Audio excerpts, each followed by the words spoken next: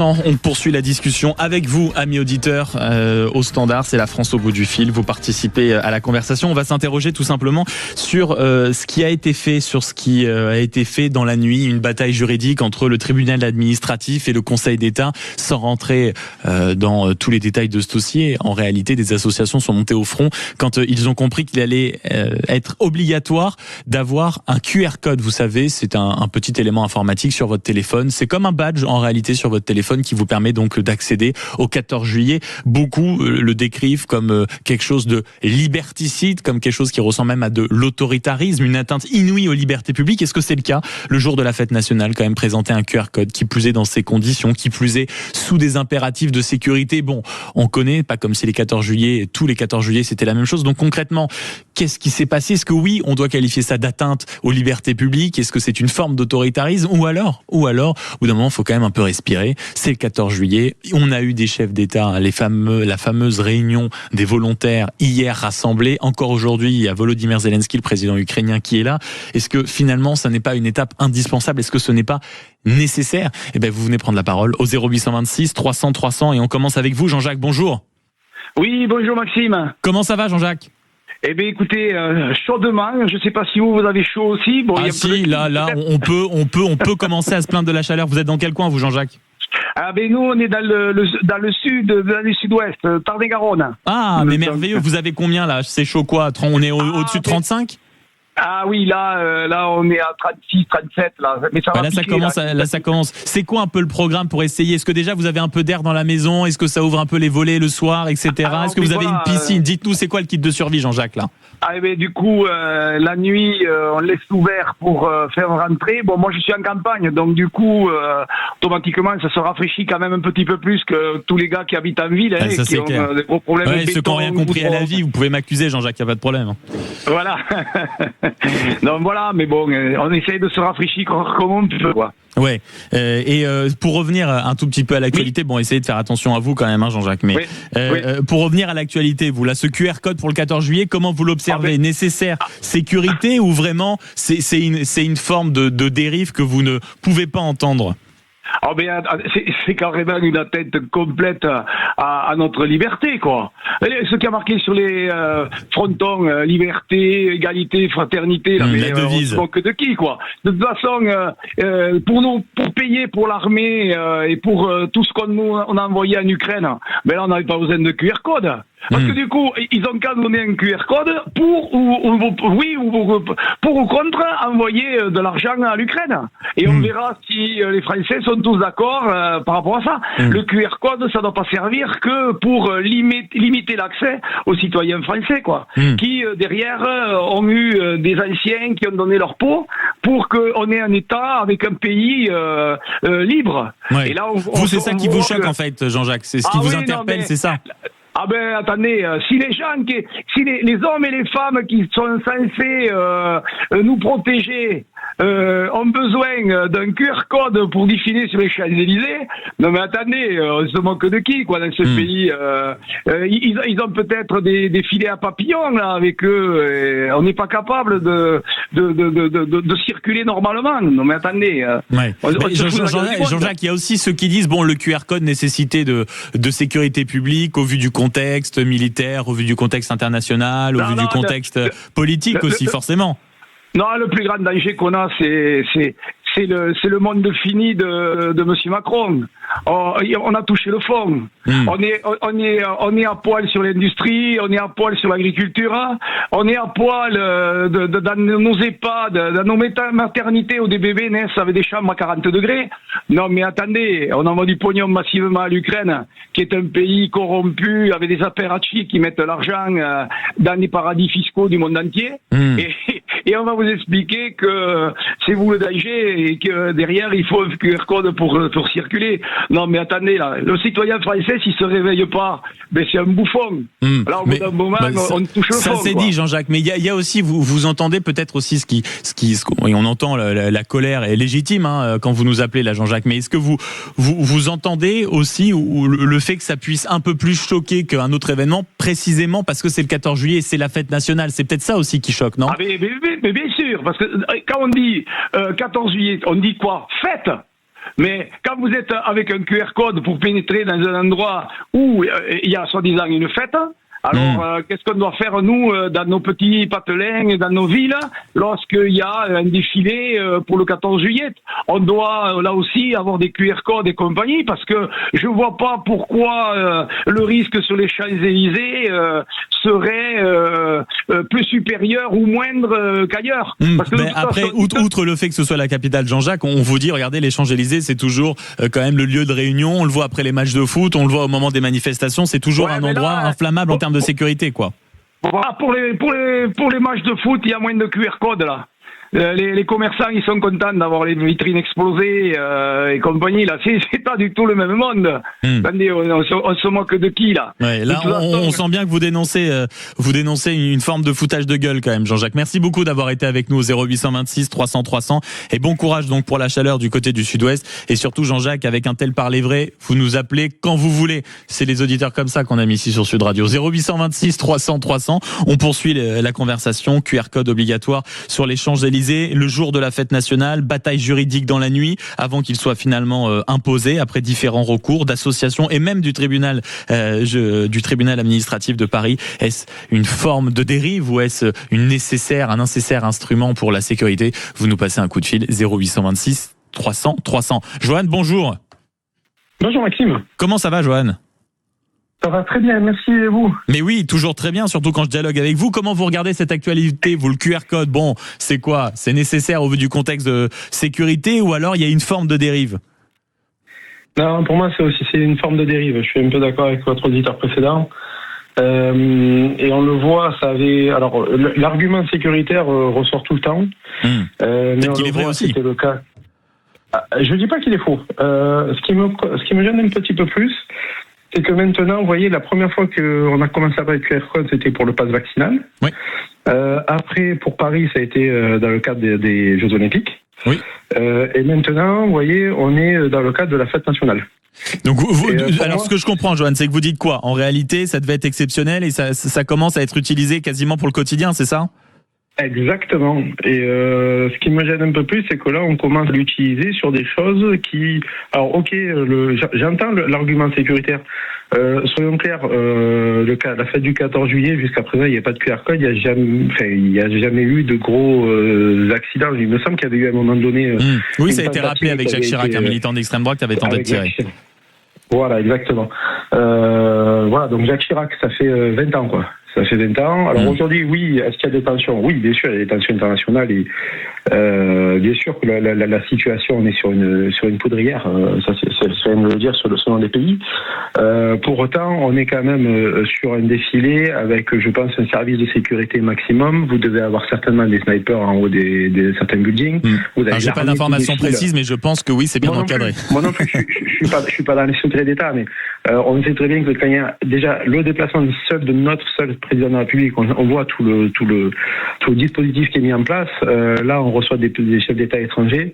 Je pense que Laurent Nunez a dû mettre les petits plats dans les grands pour que tout se passe au mieux. Donc, je pense qu'il y a une dérive. Il y a une dérive pour moi qui est en train gentiment de se mettre en place sur un fond sécuritaire. Mais sur lequel, au final, je mettrai ma main à couper que dans les quelques mois ou les années à venir, ça puisse dériver vers des choses peut-être un peu plus légères.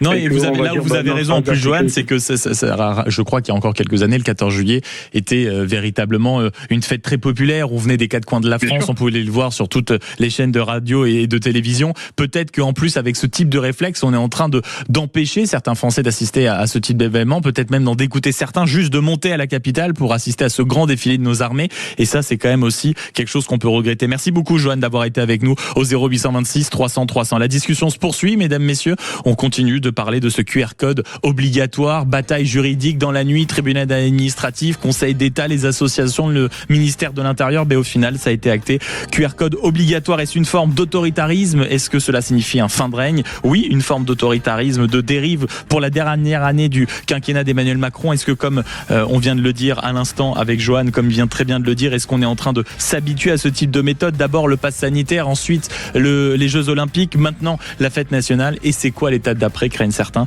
Si vous la craignez aussi, si vous avez une idée de l'étape d'après, ça se passe au 0826 300 300. Vous venez en discuter. À tout de suite. Sud Radio. Parlons. Les débats de l'été, 10h-13h, Maxime Liédo. On termine cette heure, ça c'est 3 heures ensemble jusqu'à 13h en discutant avec vous, amis auditeurs. 0826 300 300. On se pose cette question, vous savez, d'un QR code qui fait beaucoup parler, celui qui serait obligatoire pour assister aux festivités du 14 juillet, une décision juridique qui s'est passée cette nuit. Mais vous, qu'est-ce que vous en pensez? Est-ce que c'est une certaine forme de dérive de la part du pouvoir en place, ou c'est tout simplement un impératif de sécurité quand on sait que des chefs d'État sont sur place, que Emmanuel Macron c'est son dernier 14 juillet, que hier il y avait la coalition des volontaires, vous savez, cette réunion de pays européens pour peser sur les affaires du monde, qu'il y a actuellement le président ukrainien Volodymyr Zelensky sur place. Comment vous regardez les choses, vous? 0826 300 300. Bonjour Serge. Oui, bonjour. Merci beaucoup d'être avec nous, Serge. Comment vous regardez, vous, cette histoire de QR code? C'est absolument nécessaire pour des effets de sécurité, ou alors, comme les auditeurs précédents, je pense à Johan et Jean-Jacques, vous y observez, vous, une forme de dérive? Pour moi, c'est nécessaire, c'est l'avenir. On est obligé d'utiliser ce mode de contrôle. Alors, évidemment, c'est à utiliser avec modération, mais ça simplifie les démarches pour l'administration, pour les fonctionnaires qui doivent contrôler, qui font les passages, les entrées. Donc, malheureusement, c'est ça. S'ils veulent pas de QR code, les gens, il faut qu'ils laissent leur portable. Ils sont plus contrôlés avec leur portable qu'avec un QR code. Mais est-ce que vous comprenez aussi que ça puisse interpeller quand même, ça, Serge, le jour de la fête nationale, que ce soit un outil? Ça m'interpelle. C'est l'usage qui en est fait qui inquiétant, qui peut en être fait. Mais on va là-dessus, on va être totalement contrôlé. Et bientôt, notre pièce d'identité, et c'est déjà pour la banque, c'est votre portable. Donc, vous êtes tous les éléments que vous mettez sur votre portable, ils sont accessibles. Pour que les gens se rendent compte. Il y a plein d'exemples. Il y a un autre sujet qui a été abordé, c'est lorsqu'on donne une information, les gens prennent une information globale et n'essayent pas de la disséquer. Tout à l'heure, on a parlé de l'Ukraine, de l'argent donné à l'Ukraine. Bon, je vais pas ouvrir le débat, mais il faut savoir que c'est pas de l'argent donné, que c'est des conditions, c'est qu'il y a un projet. Et puis c'est des prêts. C'est des prêts, et ça va servir à acheter des armes, et qui vend les armes, c'est la France. La France, c'est le deuxième vendeur d'armes. Mais c'est un autre débat. Donc, en revenant au QR code, c'est vrai que c'est très inquiétant. Moi, je suis d'une génération où, après 68, où la liberté de l'individu était très importante, on se rend compte que, depuis des années, on est grignoté, qu'on est de plus en plus contrôlé, que la liberté, ça m'énuise. On devient des numéros, on devient des chiffres. On s'est battu comme ça, on s'est battu pour l'identité de chacun. Et maintenant, l'identité, ça va être réduit à un QR code. Donc, c'est vrai que c'est hyper inquiétant. Et vous faites référence à mai 68, Serge, à ce fameux slogan. Il est interdit d'interdire, la liberté avant tout. Bref, avec toutes les dérives aussi que cela comporte. Mais est-ce que vous, depuis 68, vous observez aussi peut-être dans la population, auprès des citoyens, un désamour de la liberté? Beaucoup se penchent sur le sujet. Peut-être qu'à un moment, on voulait en jouir. Maintenant, on accepte un peu plus facilement des restrictions, des interdictions, des limitations. Le problème est là, c'est qu'on les accepte pas pour nous, mais on les veut pour les autres. C'est les discours plus sécuritaires, oui, c'est nécessaire. Et c'est pas nécessaire parce que on en a besoin. Il y a des lois, il y a tout ce qu'il faut. Le problème, c'est que c'est pas appliqué, c'est qu'il y a un laisser-aller, c'est que on se permet certaines choses en disant c'est pas très grave et on ne respecte pas la loi. Mais des lois sur la sécurité, il y en a beaucoup. Après. On veut bien que les autres soient contrôlés, mais on veut pas que nous-mêmes nous le soyons. Moi-même, j'ai plein de raisons d'être en colère contre la police. Pourtant, c'est nécessaire. Pourtant, il y a des fonctionnaires de police qui sont formidables. Je le dis vraiment, la police, ça peut être formidable. Bien sûr. Et voilà, donc c'est d'une certaine manière ce que vous nous dites, Serge, c'est que ça fait partie du prix à payer en ce moment pour avoir la liberté suffisante, notamment sur ce type de rassemblement et d'événements. Merci beaucoup d'avoir été avec nous, Serge. 0826 300 300, on clôture la conversation avec vous, Christophe. Bonjour. Oui, bonjour. Merci beaucoup d'être avec nous, Christophe. Ça va bien? Très bien, ouais, chaudement. Oui, chaudement. Vous êtes dans quel coin là pour subir la température? Dans le département des Vosges, juste à côté de l'Alsace. Attendez, alors.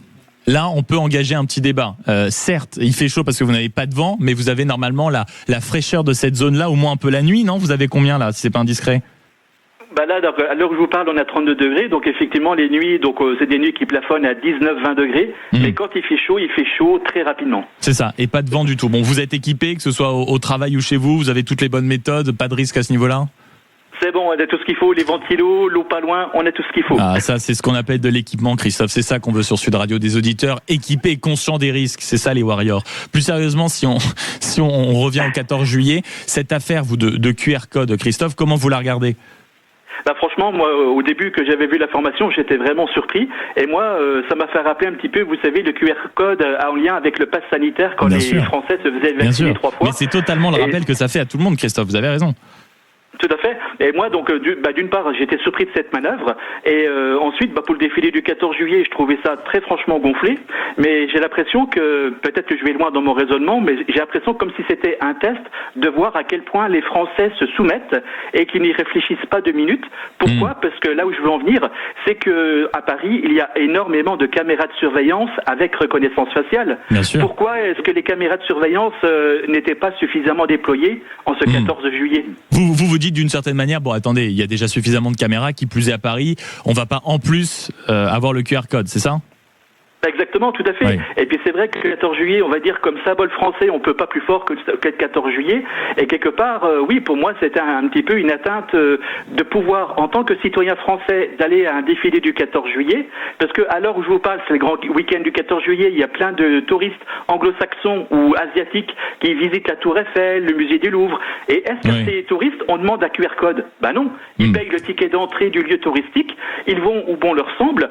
Mais nous, vous comme moi, on est français, on est chez nous, et à un défilé du 14 juillet, on vous demande un QR code. Enfin, j'ai trouvé ça vraiment gonflé. Ben ça c'est sûr, gonflé.